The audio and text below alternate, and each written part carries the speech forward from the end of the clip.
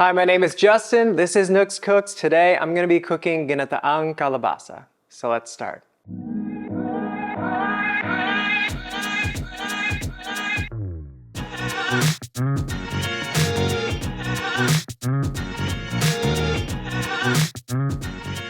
Ginataang Kalabasa is kabocha squash cooked in coconut milk with various types of proteins and vegetables.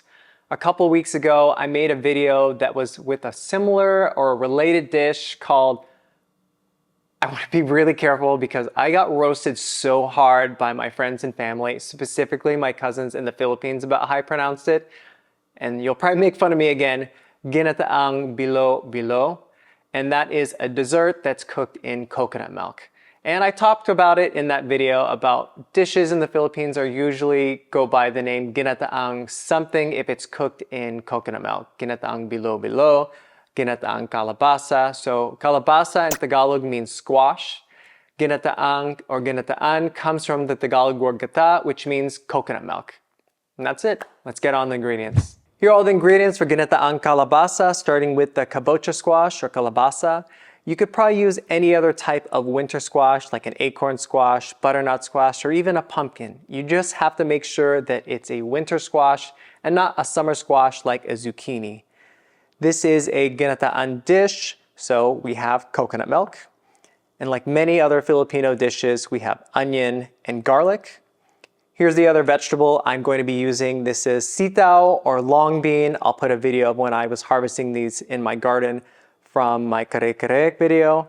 And here are my proteins. I like to use pork shoulder and shrimp. These are previously frozen shrimp that I thawed, and these are great because shrimp, when they are frozen like this, they are brought into the manufacturer or the company where they peel them, devein them, and flash freeze them, so they usually are pretty high quality. I'm not going to be needing the shells or the head for a stock, so these are perfect for this. So don't knock frozen shrimp. They work really well in lots of different dishes. And then for seasoning, we're going to be using fish sauce or patis.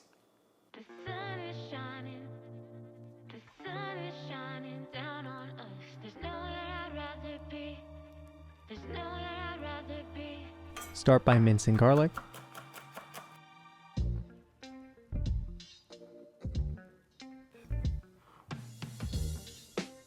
Dicing an onion.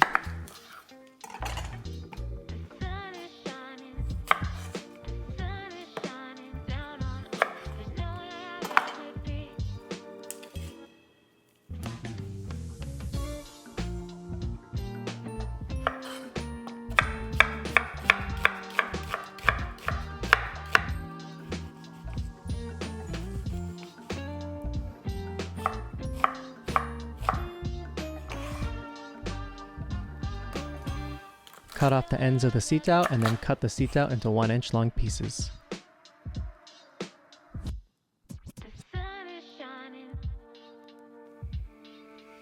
Kabocha squash can be really hard, so I like to use a cleaver to cut it in half, and in this case we're only going to need half of the squash.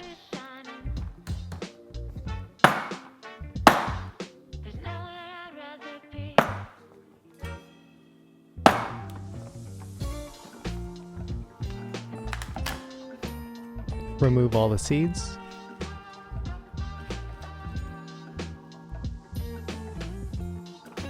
And then remove all the skin with your knife.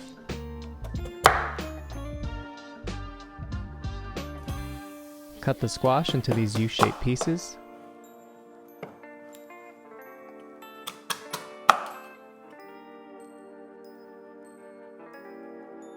And then cut the squash into small pieces that are about 1 inch wide.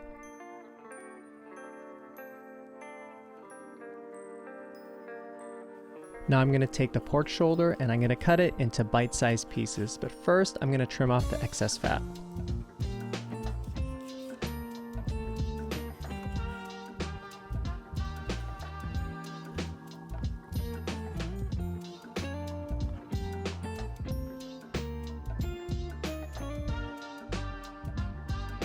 In a pot set to medium-high heat, add a little bit of neutral oil and then add in the pork shoulder. Season the pork shoulder with a splash of fish sauce. Continue cooking the pork shoulder until it's golden brown all over. This will take about 10 minutes. At this point, the pork is put on just the right amount of color and you can set it aside.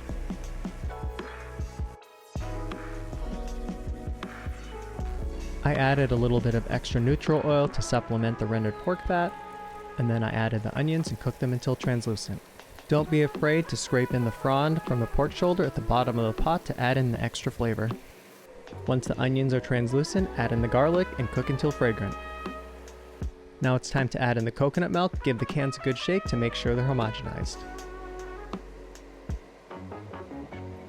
Bring the pot to a boil, and once it's boiling, bring down the heat to medium heat. Now you can add back in the cooked pork shoulder. Let this sit in the coconut milk for about 5 minutes.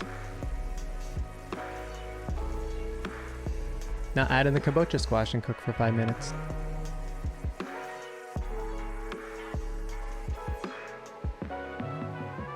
Now add in the sitaw and cook for 5 to 10 minutes or until the beans are soft.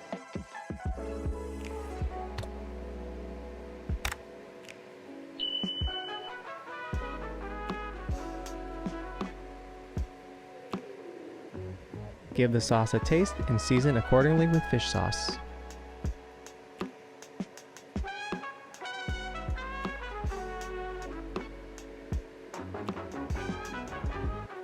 Here I'm checking the doneness of the beans. They're still a little bit hard, a little bit too much of a bite, so they need a little bit more time. Then using a fork, I check the squash to see if they're fork tender. They're right about there, and now it's a delicate balance between the beans and the squash to make sure that the squash don't get too soft, but also making sure the beans are thoroughly cooked. At this point, I cover the pot and let it cook for about 10 minutes at low to medium heat to make sure that those beans are thoroughly cooked. Now that the beans are thoroughly cooked, it's time to add in the shrimp at the very end. You want to make sure these are lightly cooked and not overcooked, and this takes about 1 minute.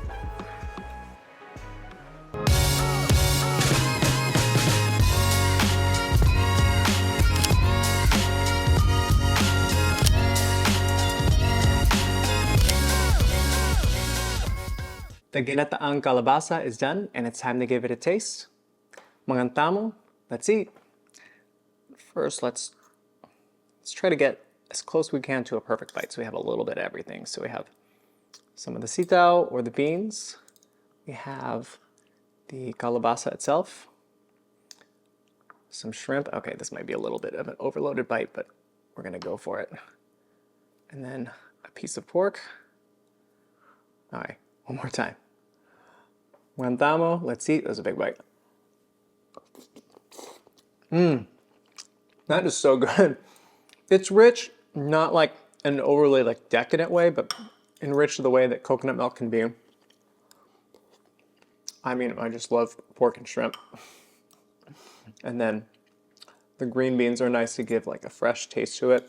Overall, it's a pretty mellow dish because it is coconut milk.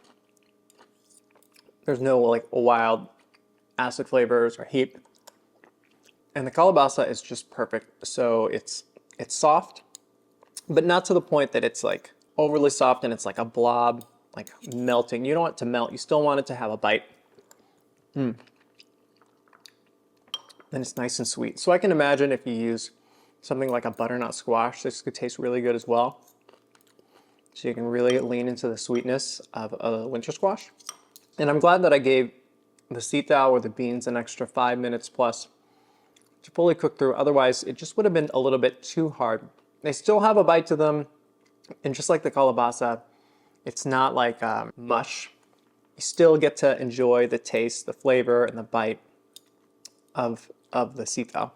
I probably don't do this enough, and I've gotten comments about what kind of seasoning people use for their Filipino dishes. And they use patis. Not everybody has access to patis or can find the style of patis or fish sauce that I use. So that's why sometimes I'll use kosher salt. But this one is nice to use, the patis.